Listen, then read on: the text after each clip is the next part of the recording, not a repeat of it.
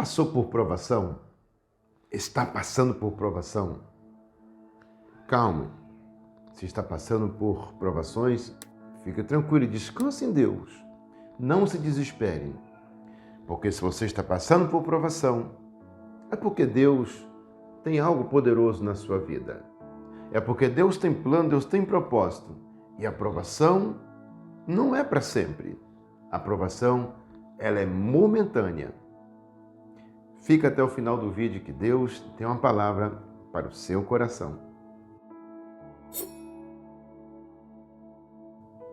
Olá, meus amigos, olá, meus irmãos.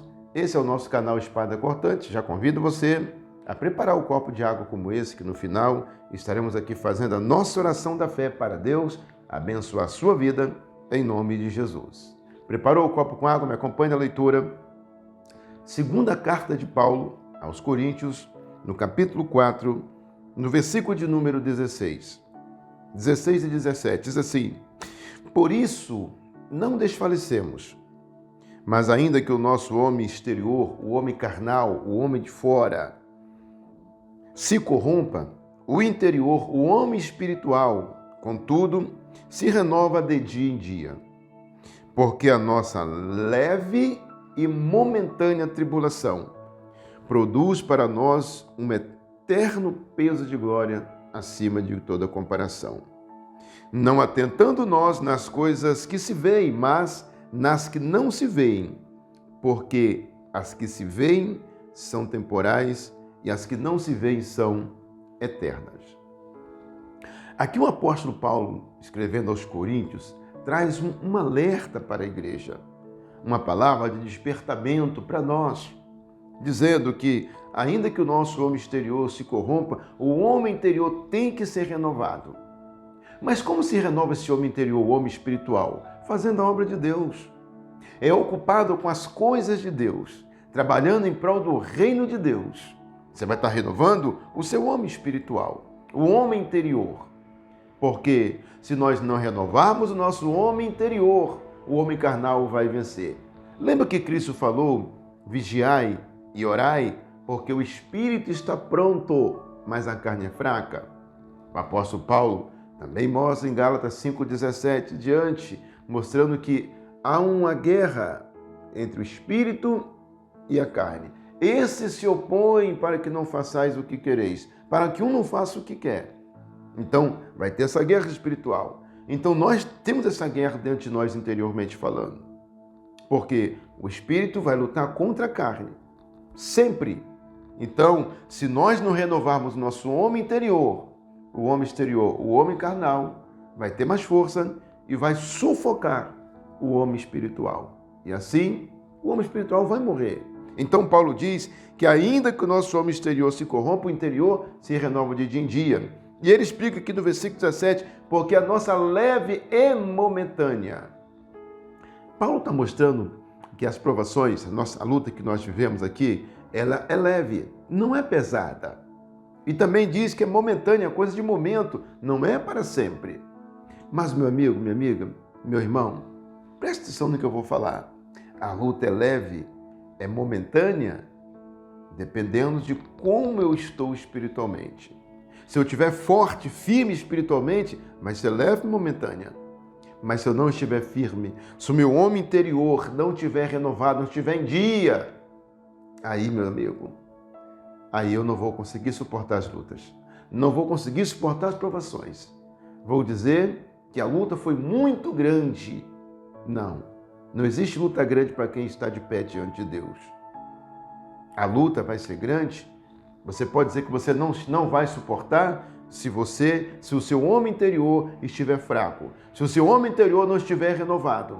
Por isso, a obra de Deus, nós temos que estar fazendo constantemente, buscando a Deus, orando, jejuando, meditando sua palavra, evangelizando, participando dos trabalhos da igreja, para que nós possamos estar firmes contra as astutas ciladas do inimigo.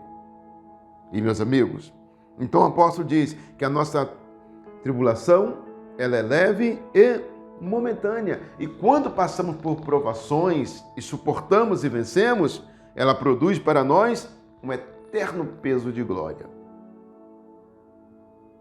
Mas ele diz que nós não atentamos nas coisas que se veem, mas nas que não se veem. Ou seja, os nossos olhos não estão voltados para as coisas terrenas, para as coisas dessa vida.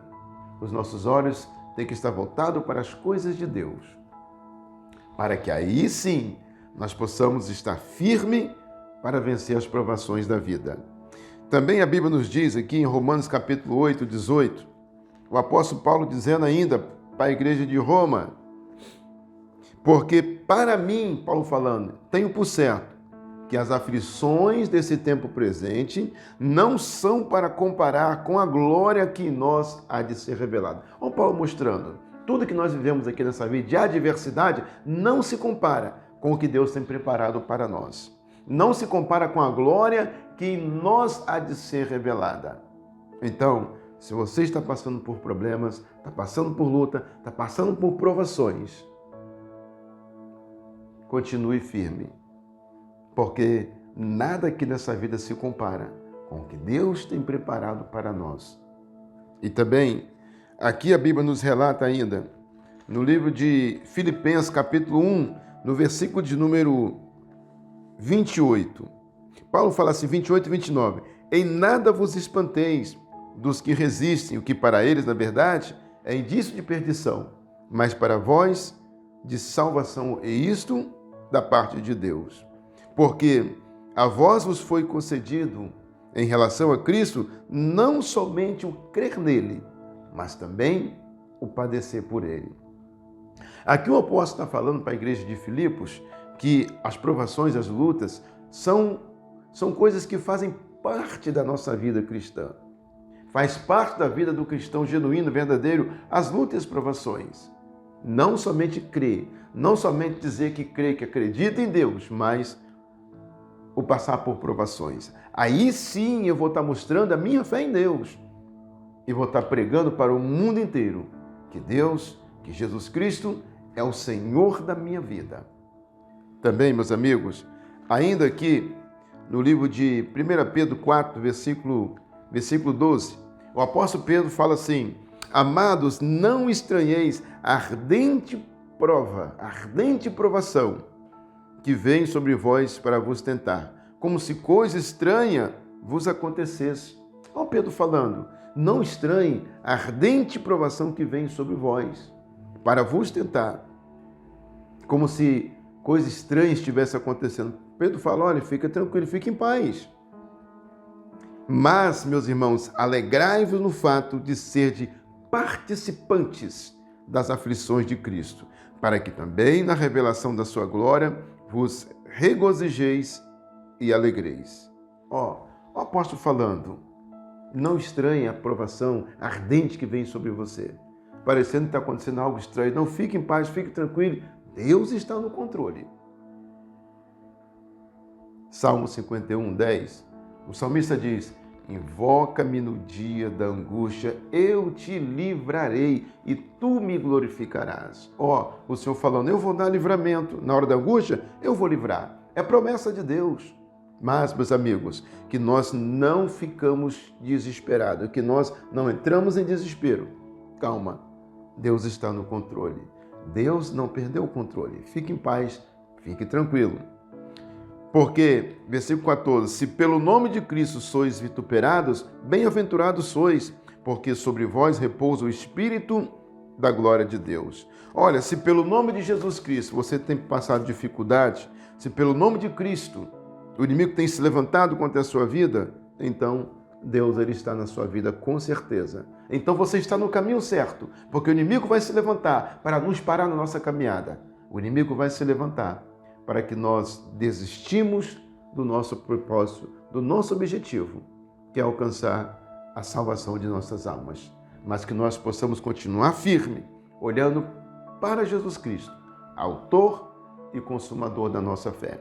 Como o apóstolo Paulo fala, esquecendo das coisas que para trás ficam, nós avançamos para as que estão diante de nós. O nosso alvo é Jesus Cristo.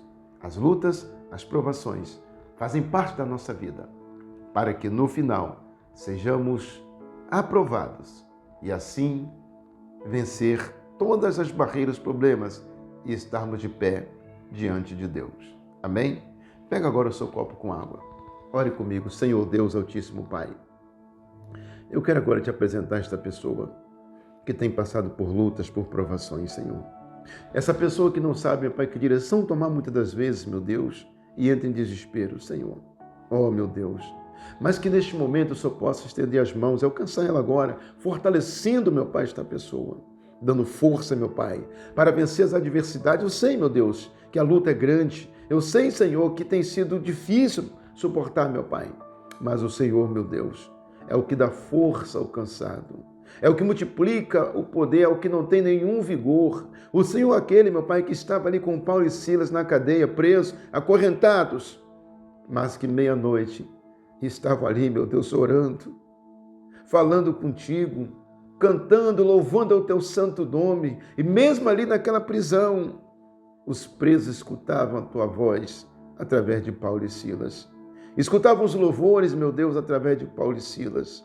E ali, meu Deus, quando aquelas celas foram abertas, ninguém fugiu, Senhor, porque o Senhor estava ali naquele ambiente através de Paulo e Silas. A tua paz entrou naquela cadeia, Senhor.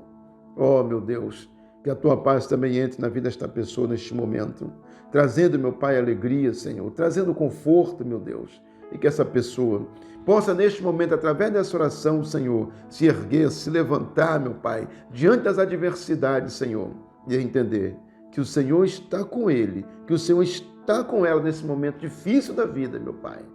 Meu Deus, assim eu determino a vitória na vida desta pessoa, ela sendo vencedora e passando por essa provação, como diz a tua palavra, que é leve e momentânea.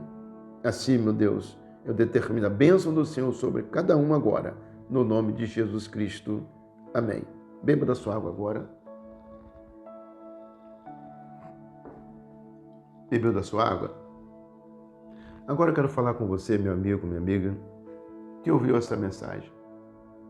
Aceite Jesus Cristo como seu único e suficiente Salvador pessoal, tornando-se assim um só corpo com Ele, através da Igreja Evangélica Pentecostal, conforme Mateus capítulo 28, versículo 19 e 20. E, meus amigos, nós não podemos viver fora das organizações. Nela nós nascemos, vivemos e morremos. A igreja física, ou seja, o templo, elas são organizações. Não falo da igreja cientificamente cristã, nem da nominalmente cristã. Mas a igreja, ela é a embaixada de Deus com seus embaixadores. E eles te receberão e darão legalidade ao seu ato de fé diante de Deus, no reino de Deus. As autoridades deste mundo, elas não podem fazer isso. Mas os embaixadores sim. Por isso, procure a igreja de Deus e congregue nela, tornando-se um só corpo com ela. E siga as instruções de Deus que Ele ordenou através do envio dos seus embaixadores, conforme Lucas 10:16. Se inscreva no canal, ative o sininho, deixe seu like, compartilhe com seus amigos nas redes sociais. Que Deus te abençoe e até o nosso próximo vídeo, em nome de Jesus.